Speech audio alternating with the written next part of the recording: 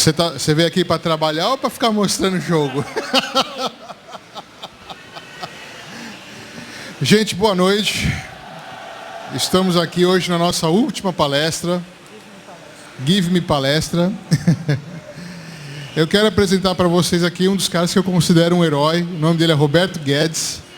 Ele é o CEO da Give Me Five, uma empresa indie brasileira, que ele finalmente está fazendo assim um dos jogos que eu acho que vai ser um dos, eu aposto, eu tenho quase certeza que vai ser um dos jogos mais vendáveis que vai ter para o Brasil.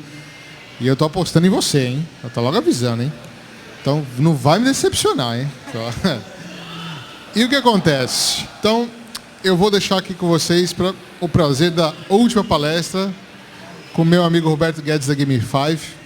Eu vou pedir perdão para você porque eu não vi o tema da palestra, tão cansado que eu tô. É sobre mobile? Jogos mobile, criando jogos mobile. Criando jogos mobile. Vocês já devem ter visto na lista, então não é tanta novidade. Então, gostaria de uma salva de palmas para o nosso amigo que veio lá de Brasília para estar aqui falando para vocês. Guedes, arrebenta. Obrigado, Moacir.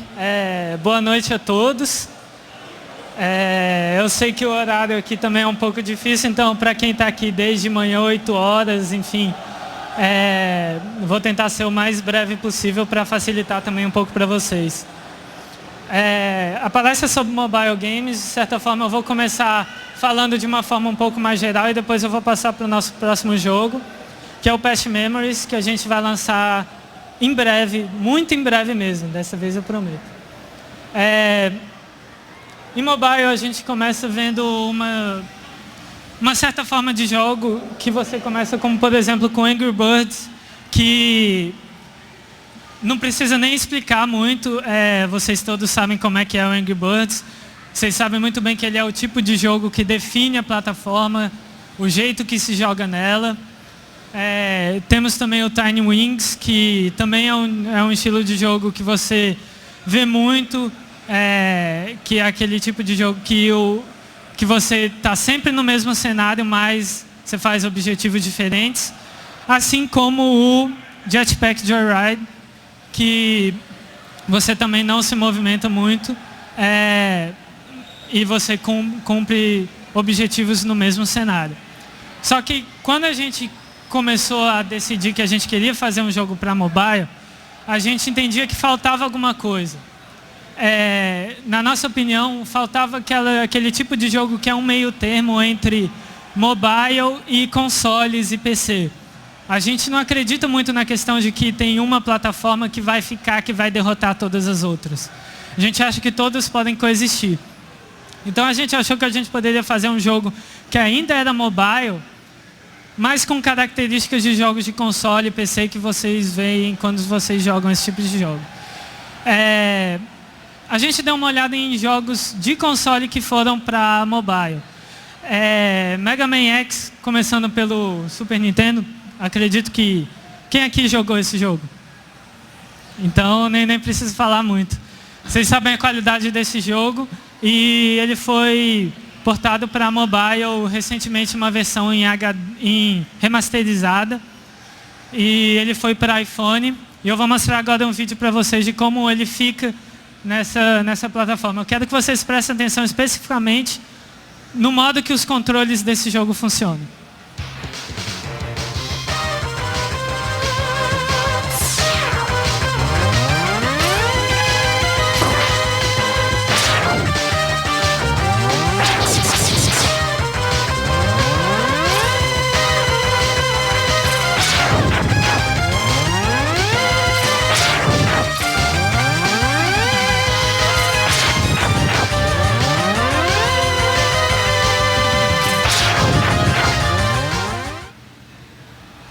Como vocês podem ver, é complicado porque fica... Vocês podem ver aqui, atrapalha, fica em cima do chefe. Se o Mega Man está bem aqui, ele fica também atrapalhando. Enfim, é confuso. E um jogo desse estilo até faz sentido numa plataforma como o iPad, mas não foi lançado para iPad. Então, você vê numa tela pequena como a do iPhone e atrapalhando o jogo vocês jogaram o jogo, então vocês sabem como pode dificultar um pouco. O jogo é excelente, não diminui a qualidade dele, mas complica.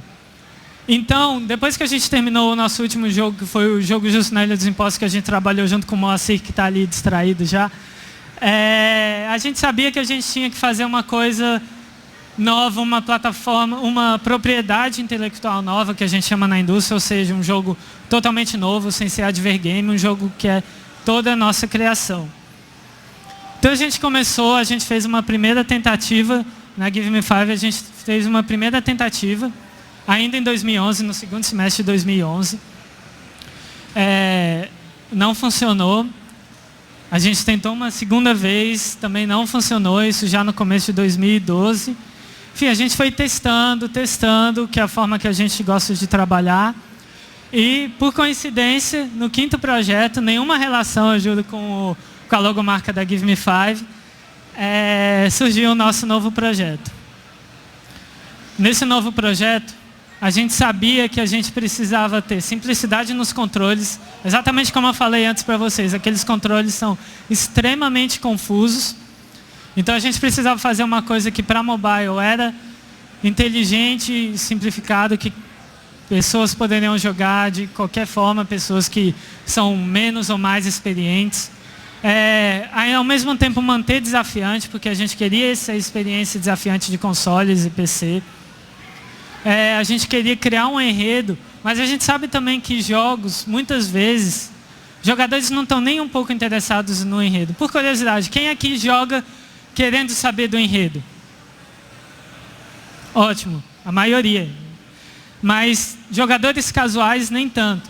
Então a gente queria fazer um modo que agradasse as duas formas, sem que fosse muito perigoso, porque você vê muitos jogos que os desenvolvedores falam: nós vamos agradar tanto os casuais quanto os hardcore, então acaba simplificando até demais. Então o que a gente pensou foi criar uma narrativa por meio dos cenários. Se você prestar atenção do começo, você vai perceber que até o final tem uma história.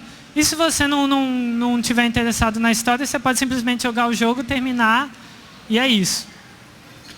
E a gente sabia também que a gente queria usar silhuetas. A gente adora silhuetas, o modo como que elas ficam nas plataformas. Limbo, quem aqui jogou Limbo? Vocês sabem como ficou muito bonito e mostra como é uma forma eficiente de criar uma nova forma de arte para a nossa indústria. Então a gente pensou em tudo isso e a gente criou o que foi o nosso quinto projeto depois do jogo Justo na Ilha dos Impostos, e o único que a gente vai lançar depois disso, que foi o Past Memories. Nesse novo projeto, está meio escuro aí, mas essa é uma imagem de Limbo. A gente usou como inspiração algumas coisas que a gente queria. Como eu falei, a gente queria usar silhuetas. Então o Limbo é o melhor para esse. Segunda coisa, a gente queria fazer a questão da simplicidade dos controles, como eu falei no slide anterior. Então, a gente decidiu que a personagem você não controla o movimento da personagem, ela está sempre correndo. Então a gente usou de novo o Jetpack Joyride, que fez isso muito bem. Terceira coisa, a gente queria colocar itens no nosso jogo. E a gente queria usar itens da mesma forma que Mario Kart usa. Ou seja, você pega um item randômico e você usa de acordo com as suas necessidades. Questão das silhuetas. Primeira coisa da nossa inspiração. Você pode ver aí pelos nossos inimigos que eles são em forma de silhueta, assim como qualquer coisa no jogo. A personagem está se movimentando. Questão do Jetpack Joyride, assim como Tiny Wings, enfim, qualquer jogo que use esse estilo. E a questão dos itens, aí é o Jetpack que a gente usa no nosso jogo. Então, essas foram basicamente as nossas 3 inspirações para usar. Outra coisa que a gente queria fazer, para fugir um pouco de ser apenas uma inspiração, a gente queria que também fizesse uma coisa totalmente nossa. Então, no caso de jogos que a personagem está sempre correndo, você não controla, É normalmente um cenário só e você completa objetivos diferentes. No nosso jogo não, a gente tem níveis diferentes, você completa uma fase, vai para outra, aquele estilo clássico que todos vocês conhecem. E é basicamente o objetivo de chegar ao final de cada fase. A questão da narrativa pelos cenários. Essas duas imagens são das nossas duas primeiras fases. Aqui é um relógio que é referente à casa da personagem. Past Memories é um jogo que você está falando, você está jogando, vendo as memórias que a personagem passou. E ela volta em memórias importantes da vida dela, só que elas estão diferentes, elas estão com inimigos, está tudo preto e branco, enfim. Tem alguma coisa estranha, mas ela não pode lutar contra esses inimigos. Ela só pode fugir deles, usar itens ou uma coisa que eu vou explicar aí mais pra frente. Então, ela visita a casa dela, a primeira coisa. Depois ela passa para a escola, ou seja, você percebe que é todo um caminho. A primeira coisa é a casa, depois ela vai indo pela escola e assim por diante. A gente queria, como eu disse, fazer uma narrativa por meio do cenário. Outra coisa que a gente queria fazer de diferente foi exatamente para fugir de Limbo, porque a gente sabia que muita gente ia comparar o nosso jogo com o Limbo, justamente por causa das silhuetas. Então, a gente usou uma questão de troca de dimensão. Como isso funciona? Você pula nessa chaminha e você troca de dimensão. Então, o que era preto fica branco e vice-versa. Não só isso, mas os inimigos também mudam. Ou seja, esse fantasminha que você está vendo aqui, você vai, troca de dimensão, você está vendo aí a troca acontecendo nesse momento, e de repente ele vira esse abutre aqui. Não é mais o fantasma, é agora um abutre. A diferença também é que o fantasma não colide com nenhuma plataforma, ele é um fantasma. Ele atravessa tudo. Agora, esse abutre sim. Então, uma estratégia que vocês também vão poder pensar. Eu quero fugir dos inimigos, mas eu não quero, talvez, ter um abutre atrás de mim. Então, fica na dimensão da sombra. A gente queria que você escolhesse a forma que você jogasse, não que a gente agitasse muito o ritmo de vocês. Aqui você também pode ver ela usando o jetpack. Você vê que é uma coisa bem simples, a gente queria que ela mesma fosse o modo que você usasse o item, ou seja, aqui você já vê a ação acontecendo no meio, mas ela solta do próprio braço dela, como se fosse, digamos, uma geleia que está saindo dela. Então a gente queria fugir bem desse realismo e deixar uma coisa bem abstrata mesmo. A questão também da troca de dimensão faz com que você fuja dos inimigos que estão perseguindo você. Tem algo muito perto, você pode usar a troca de dimensão. Afinal, quando você está em outra dimensão, não são aqueles mesmos inimigos que vão estar perseguindo vocês, vão ser outros. Então você pode usar isso como uma estratégia para fugir deles, já que você não pode lutar contra eles. Além de, é claro, usar itens, como nesse caso ela está usando o jetpack para sair mais rápido de um lugar, assim como outros itens que a gente tem, como uma bomba que você deixa os inimigos em uma posição e eles não saem dali. A gente também tem chefes. Aqui novamente está muito escuro, mas é um tipo de chefe que nesse caso ele balança a fase, então cria uma nova experiência para vocês. A fase está chacoalhando e ao mesmo tempo você não controla o movimento e aí você tem que ver aonde você vai cair exatamente. Volta naquela questão de manter desafiante também. Aqui você pode ver a bomba. Aqui está meio escuro, mas o que está acontecendo é que a personagem está caindo para as plataformas de baixo. Aqui vocês estão vendo vocês conseguem ver uma plataforma flutuante daqui? A gente descobriu que a primeira estratégia que a gente estava usando no level design era o clássico dos jogos de plataforma, ou seja, nas plataformas flutuantes, você tem mais itens, tem mais coletáveis, tem menos inimigos, porém é mais difícil de ficar lá em cima. Só que a gente descobriu por meio dos testes que isso também é uma forma de estratégia que a gente poderia usar, no sentido de que tem esses 3 inimigos perseguindo você aqui. Você pode propositalmente cair numa plataforma de baixo, e aí até eles chegarem até você, demora um pouco mais. Então você pode criar uma distância maior. Então é toda uma estratégia que você pode usar. Você pode terminar a fase toda numa plataforma flutuante se você quiser. Você pode ir todas nas plataformas de baixo. Ou você pode mesclar do jeito que você quiser. Como eu falei, os coletáveis, essas são as memórias dela. É a única coisa que vocês podem ver com cor. É a única coisa que ela tem restante daquele mundo que ela viveu. Então, uma coisa que também não é obrigatória para você pegar, um simples coletável, como qualquer outro jogo de plataforma, como o anel em Sonic, ou as moedas em Mario. Você pode pegar mais e você vai ganhar mais pontos por isso. Ou você pode ignorar. É a sua escolha. Em seguida o trailer.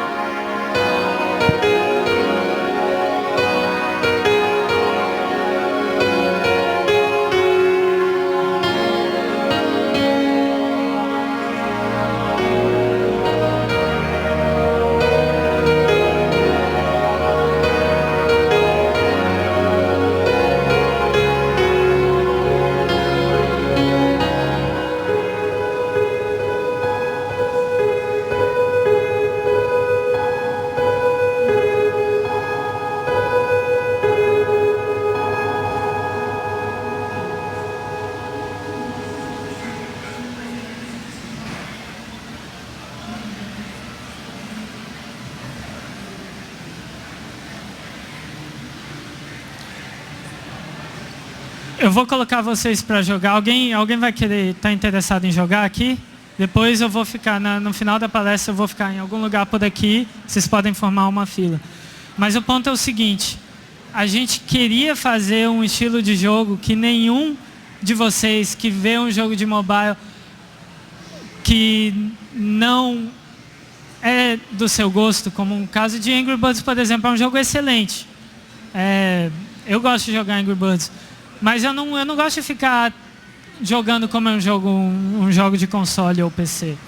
Eu acho que é o tipo de jogo que você pode jogar um pouco ali e, enfim, daqui a 2 meses depois eu nem me lembro a última vez que eu joguei Angry Birds. Eu queria fazer um jogo e eu também acredito que o Felipe e o Rafael, que são os outros 2 da Give Me 5, também estão nesse mesmo pensamento que eu. Que era um jogo que você pode jogar em qualquer lugar que você estiver, mas também tem aquele desafio de, enfim, completar uma fase,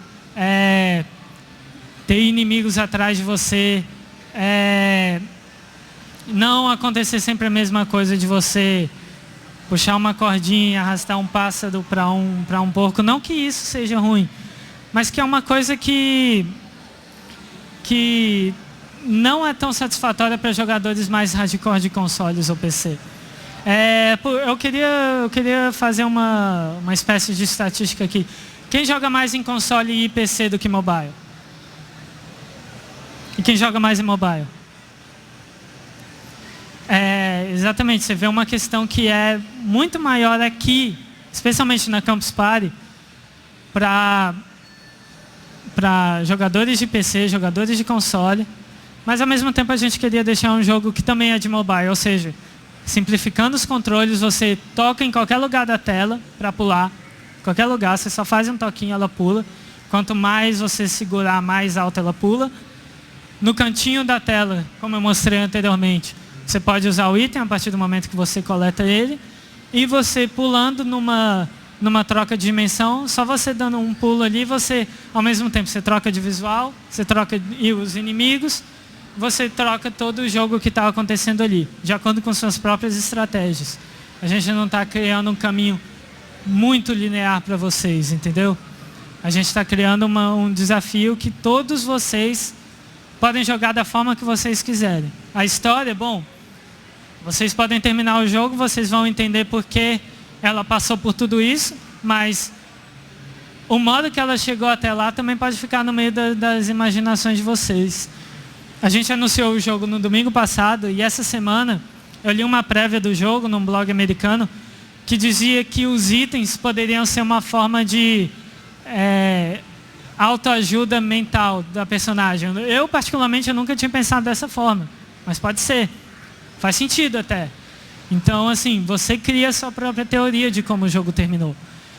Isso você não vê em jogos como Angry Birds, Tiny Wings, Jetpack, por mais que eles sejam excelentes. Fruit Ninja.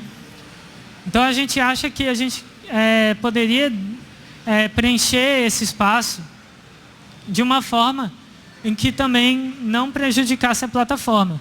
Você não vai ver nenhum tipo de texto, nenhum tipo de cutscene acontecendo que você vai querer pular se você não estiver interessado na história. Você vai fazer tudo de acordo com sua própria mente.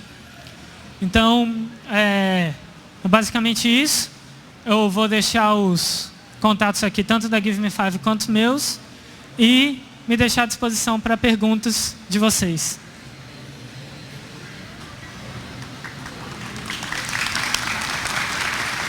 Obrigado.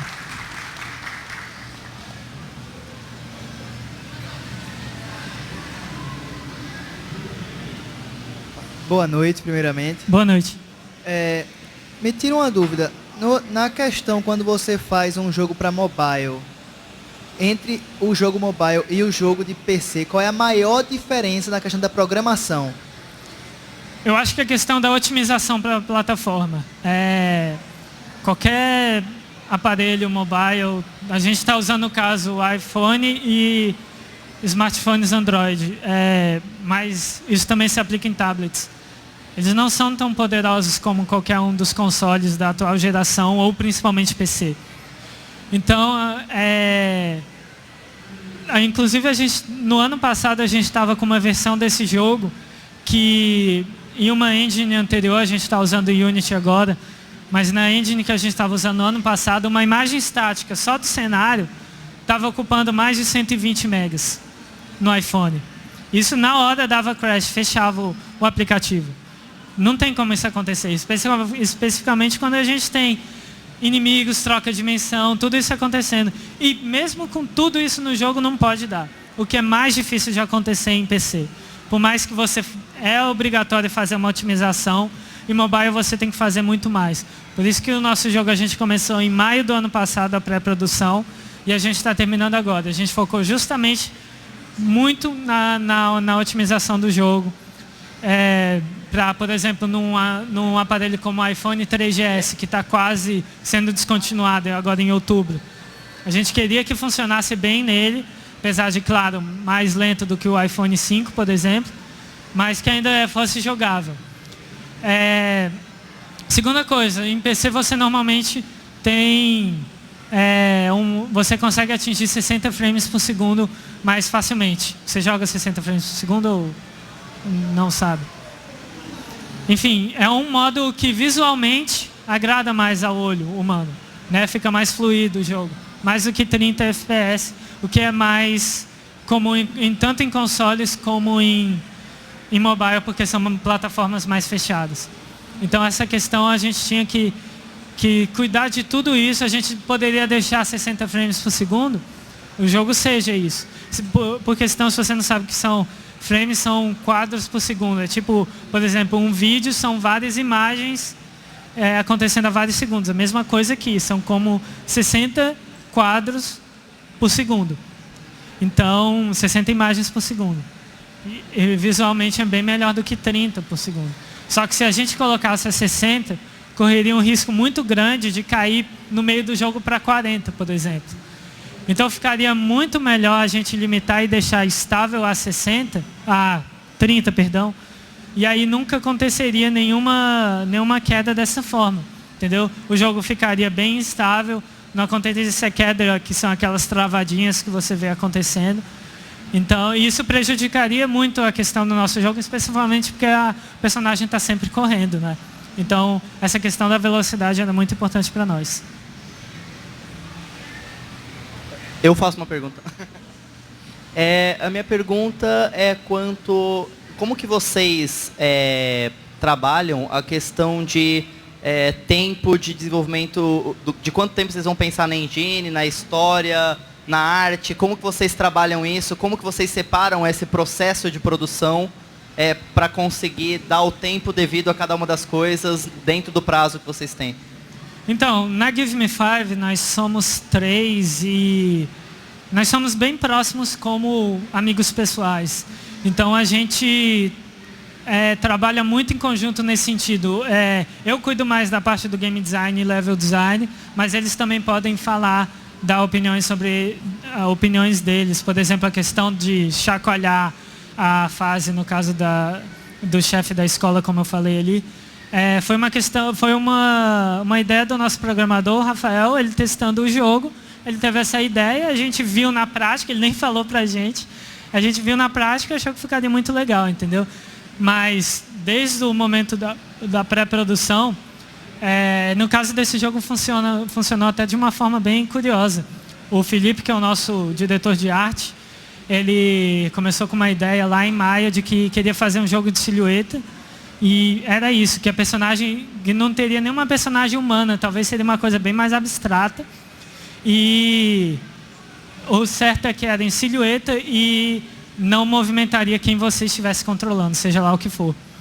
E aí, 2 semanas depois, eu tive uma ideia de me fechar no meu quarto logo de manhã para manter a concentração. Peguei um caderno, uma caneta e comecei a escrever sem parar por 1 hora. E se eu não soubesse o que escrever, eu simplesmente repetia a última palavra. E nessa 1 hora, eu mudei o jogo dele completamente para o que está hoje. Então, eu até brinco com ele que eu roubei a ideia dele, de certa forma, e mudei completamente. Então, assim, começou dessa forma. E aí depois foi assim, a gente desenhava as coisas no papel, seja a fase, seja os inimigos. A gente escrevia no próprio papel como é que funcionariam as mecânicas. A gente vê, de acordo com isso, qual engine que funcionaria mais para a gente. Naquela época fazia sentido a engine que a gente estava utilizando antes, mas pela questão da otimização principalmente, a gente desistiu e moveu para a Unity, que também fazia sentido para a gente. Então a gente vai nesse método de experimentar e ver qual é o melhor resultado que a gente consegue.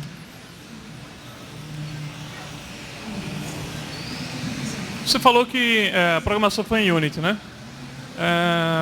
Você usou ele totalmente 2D ou você usou elementos 3D e após isso usou a questão da câmera para dar a impressão que ele é 2D? Qual foi? E o que é que isso influencia assim, na tua experiência? De você usar 3D, mas simular o 2D? Então, a gente, para a fase em si, para o level design em si, a gente usou puramente 2D. Tanto as animações também foram feitas em Flash, em 2D, que aí você tem que fazer frame por frame, né? Não é como o 3D que você pode fazer, por exemplo, o braço assim, e aí calcula todo esse movimento. 2D é diferente. Mas a gente queria dar um aspecto visual um pouco diferente, já que a gente começou a usar Unity, e o Unity tem essa opção. Então a gente criou a questão dos planos. Então você vê em fases, por exemplo, na fase 1 a gente coloca pilastras, lembrando pilastras de, por exemplo, uma casa, ou no fundo lá atrás você consegue ver uma janela. Na casa tem na escola tem um corredor de janelas que lembra justamente janelas de uma escola. Na frente da personagem, é um plano à frente do que está acontecendo a ação da personagem. Então a gente criou isso também para criar esse aspecto visual legal, para dar uma dinâmica a mais para o nosso jogo. Roberto, parabéns pelo jogo, primeiro. Obrigado. Você contou pra gente que essa é a 5ª tentativa, né, do grupo. Aí eu queria saber, assim, rapidamente, por que as outras 4 deram errado? O que é que vocês fizeram para superar essas barreiras, para que nesse vocês conseguissem acertar? Então, se eu não me engano, as 2 ou 3 primeiras tentativas foram jogos também para mobile, exclusivos para a plataforma. O 4, se eu não me engano, foi também para eles, mas para PC também. Era um jogo maior. E, enfim, e aí a gente partiu para o 5º, que foi o Past Memories. Mas todos esses anteriores principalmente nos 3 primeiros, a gente achava que a qualidade não era tão quanto a gente esperava, entendeu? A gente queria uma qualidade e não estava chegando a isso. Ou os controles estavam ficando muito complexos, e aí a gente talvez teria um pouco de dificuldade para o que a gente estava buscando, porque, gente, por mais que a gente tenha criado jogos que foram bastante populares pela questão do Adver Games, lá fora principalmente, e para jogadores como vocês, talvez a Given 5 não é nem conhecida. Então, como é que a gente conseguiria convencer vocês com um jogo que é muito difícil de jogar? E que não é da qualidade que vocês esperam que seja. Vocês estão pagando pelo jogo. É o nosso primeiro jogo que a gente está pedindo pro jogador pagar. Antes não, a gente recebia por meio do Adver Game. Então a gente tem que fazer valer o dinheiro de vocês. Vocês têm que fazer, caramba, valeu eu gastar 99 centavos por esse jogo. Então, não chegava a nenhum desses requerimentos que a gente queria. O quarto projeto era uma questão que precisava muito mais de um investimento, não era só nosso projeto, a gente precisava de um investimento, era um projeto muito mais caro. E aí a gente não conseguia naquele momento, mas ele está guardado para o futuro. E quem sabe os outros a gente reformule de alguma forma com o que a gente aprendeu agora. Então, até por isso eu nem quero falar muito deles ainda, mas foi basicamente por isso que a gente decidiu guardar eles, pelo menos por enquanto. Bom, primeiramente, boa noite. Boa noite. Dá os parabéns pelo game. Obrigado. Você falou aí que teve esse certo tempo focando mais na otimização do game. Eu gostaria de saber qual a parte mais difícil de otimizar do game, se é a textura, se é o código em si, e até onde a engine ajuda nisso. A principal questão para a gente era a memória RAM de cada aparelho. A gente sabe que quando atinge uma determinada, digamos, por exemplo, 300 megas na memória RAM, o aplicativo da crash fecha no meio do jogo. Então, isso talvez tenha acontecido, por exemplo, o aplicativo do Facebook, eu usava o iPhone 3GS até recentemente, e até uma última atualização isso acontecia muito. Você iniciava o aplicativo, ele dava um crash, e aí você tinha que iniciar de novo, e às vezes você tinha que iniciar até umas 5 vezes até ele realmente iniciar. Então, esse tipo de coisa era o que estava preocupando muita gente, principalmente por a gente criar fases que são carregadas do começo até o fim.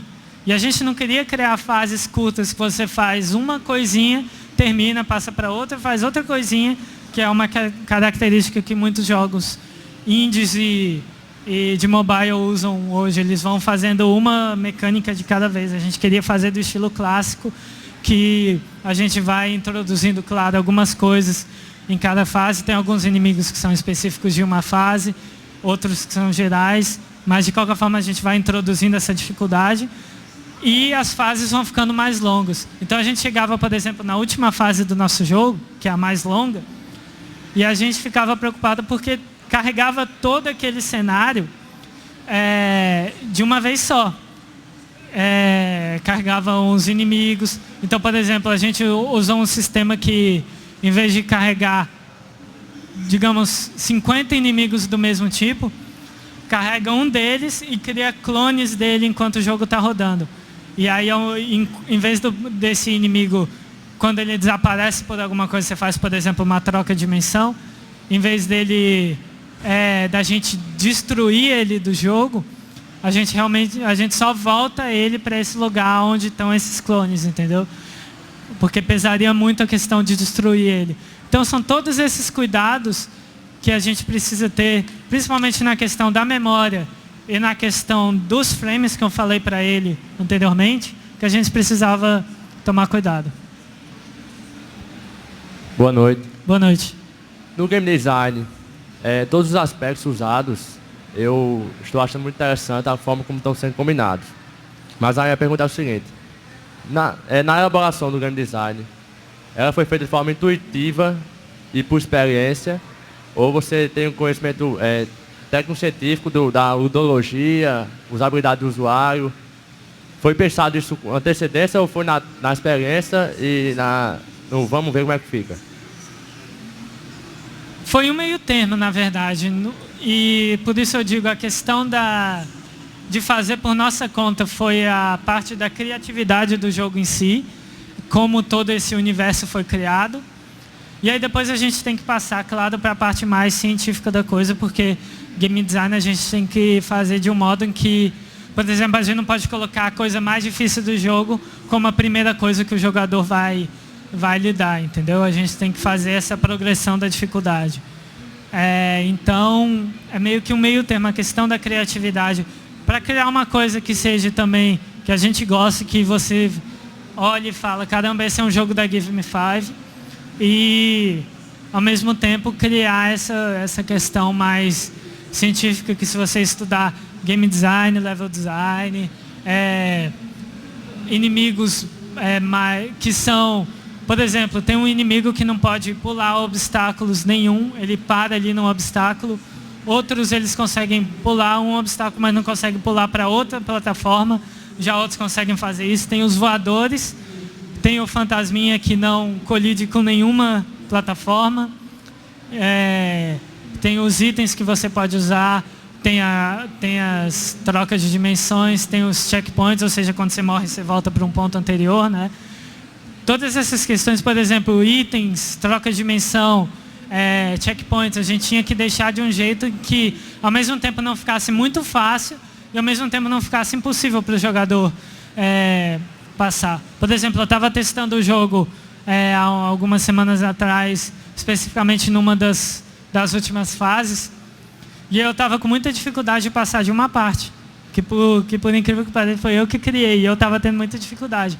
E eu estava bastante inclinado a mudar aquilo para facilitar ainda mais. E no meio desse pensamento eu pensei, não, dá para passar ainda. E nessa fase faz sentido ficar um pouco mais difícil.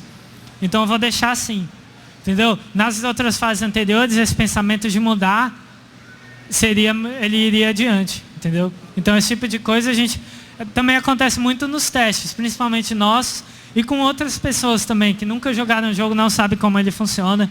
A gente não coloca nenhum tipo de tutorial, entendeu? A gente pede para a pessoa experimentar os controles da forma que ela quiser, e aí vendo como é que funciona cada inimigo, como é que funciona cada obstáculo. Por exemplo, vocês viram uma palestra hoje de manhã do cara do 007, do Perfect Dark? Quem viu aqui? Estava mostrando o jogo para ele alguns minutos atrás, e ele estava elogiando justamente essa questão de... Ele estava experimentando o jogo e falando, nossa, isso daqui é legal, não sabia. Isso daqui também. Então, assim, é esse tipo de coisa que a gente queria alcançar, entendeu? A gente queria fazer um jogo em que cada jogador experimentasse e jogasse do seu próprio jeito. Na questão da trilha sonora, vocês optaram por uma trilha sonora original ou optaram, no caso do Limbo, por exemplo, que é aquela som ambiente? É a primeira pergunta. A segunda pergunta, como é que foi a parte de divulgação? Como é que está sendo? Tá. A questão da trilha sonora, a gente fez com um amigo nosso que a gente conheceu por meio da UNB lá em Brasília. Né? A gente tinha um contato... Eu tinha um contato particularmente da namorada dele, e eu sabia que ele era compositor, e a gente sabia que a gente queria ter uma trilha sonora mais para criar a atmosfera do nosso jogo, justamente por ela estar correndo. Então, uma coisa como o Limbo, por exemplo, não faria muito sentido, porque você veria uma personagem correndo, é um jogo mais rápido que Limbo. Então, a gente queria criar meio que essa adrenalina na pessoa também, que está jogando. Ao mesmo tempo, se ela estiver num lugar que ela não quer usar o som, ela pode simplesmente tirar todos os sons, né? Mas, enfim, a gente queria deixar... A gente criou um tema principal para o jogo e um tema para cada fase, além de alguns efeitos sonoros para algumas coisas que estão acontecendo. Você vê, por exemplo, a música que tocou no trailer é o nosso tema principal, você vê que ele é um pouco mais lento.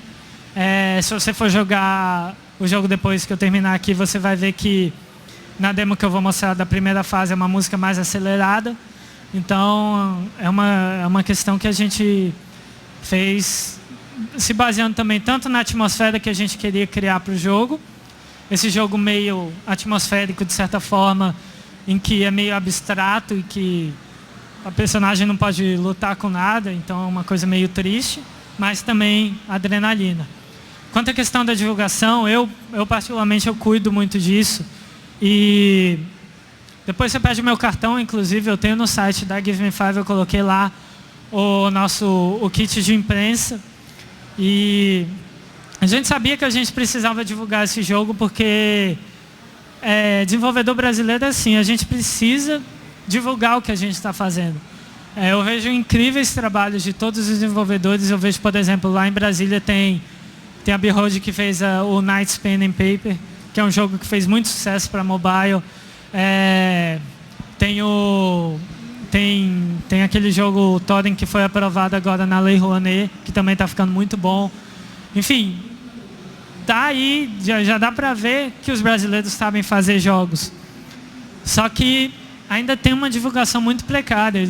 Inclusive a gente tem uma certa dificuldade às vezes de lidar com a imprensa brasileira nesse sentido. Às vezes eles dão pouco espaço para a gente, apesar de dizer que querem divulgar, na hora que a gente manda, eles não querem dar a divulgação ou dão um pouco espaço. Então essa divulgação é meio que ao mesmo tempo. A gente quer divulgar o máximo que a gente quer, mas ao mesmo tempo a gente ainda briga um pouco com essa situação, que é tanto com a imprensa, quanto com um certo preconceito que ainda existe com os nossos jogos. O que é normal até porque a gente está iniciando ainda a indústria aqui no Brasil. Mas a gente precisa aprender com os nossos erros. Então, uma das primeiras coisas que eu fiz ao começar a planejar a divulgação foi saber a forma ideal que a gente precisava fazer o kit de imprensa. E a primeira coisa é que ele teria que ter todas as informações que você quer passar do seu jogo. Então não adianta, por exemplo, você mandar um jogo para a imprensa sem nenhuma imagem dele. Eu já vi, teve um jornalista que me disse que em outras empresas ele precisava tirar ele mesmo as imagens do jogo. Ele mesmo pausava ali e tirava a imagem, screenshot. Então você dá um trabalho para o jornalista, sendo que você está pedindo para ele divulgar o seu jogo. Então não vale a pena, você precisa deixar já numa pasta ali as suas screenshots, de preferência em tamanho grande e tamanho pequeno, para adaptar de acordo com o layout do site deles. Concept art, se você tiver também, eu mostrei ali aquela que ela está olhando coletável, aquela é uma concept art. Logos você está fazendo por meio de uma empresa, então os logos dessa empresa e o logo do jogo também. Imagens dos desenvolvedores, fotos deles, na nota oficial. Por exemplo, a gente divulgou no site da AC Games e lá estava, antes da descrição de cada um de nós, a imagem de cada um. Então facilita muito para quem quer, por exemplo, falar um pouco mais com a gente e nos conhece só pelo aquele artigo. E aí vem num evento como uma Campus Party e me reconhece pelo rosto, entendeu? Então esse tipo de coisa facilita para a imprensa. E também, é claro, a nota oficial em si, tanto em PDF, que fica visualmente mais bonito, quanto em documento de Word, que fica mais fácil para eles simplesmente copiarem e colarem a sua nota oficial. Então isso é uma coisa que ajuda muito. Além de, é claro, o seu próprio trailer. Se você já divulga, a primeira coisa que você divulga já tem o seu trailer, facilita. Quer dizer, eu quero que, por exemplo, vocês estão... quem está sabendo do Patch Memories por essa palestra de agora? Quem já ouviu falar dele? Quem não ouviu falar dele antes? Vocês acham que, se eu não tivesse mostrado o trailer aqui, e nem mostrado o jogo que eu tenho aqui, vocês teriam uma imagem melhor ou pior do jogo? Entendeu? Então isso ajuda bastante. Quanto mais claro que você for, melhor. Além disso, você tem que mandar lá para fora, para a imprensa lá de fora, até porque você vai atingir muitas pessoas lá de fora. Já são mercados mais estabelecidos. E você tem que deixar as coisas já, uma nota oficial já em inglês, um trailer em inglês. A gente também colocou para cada um dos veículos de imprensa, isso foi uma coisa que eu particularmente tive a ideia, para criar uma coisa mais específica, para eles perceberem que para cada um deles era uma coisa só deles, não era, por exemplo, mandar um e-mail geral para todos os contatos de imprensa. Então o que a gente fez foi, a gente criava uma mensagem em PDF especificamente para aquele site. Por exemplo, digamos que eu faça para o site da Campus Party, que eu mande para o site da Campus Party. Então eu pego o logo da Campus Party, coloco lá, dou uma descrição breve do nosso jogo, em 2 parágrafos, e aí no 3º parágrafo eu coloco uma coisa mais... nós sabemos que a Campus Party é voltada para fãs de jogos e de tecnologia em geral.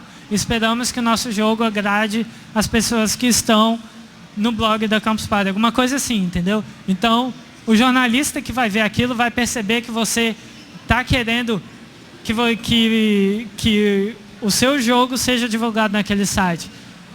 Você está querendo mesmo, não é uma coisa assim, estou mandando para todos e vamos ver o que acontece, entendeu? Você está lutando um pouco mais. Então, talvez a gente não consiga nada, mas pelo menos a gente tenta uma coisa que pode ser um diferencial, entendeu?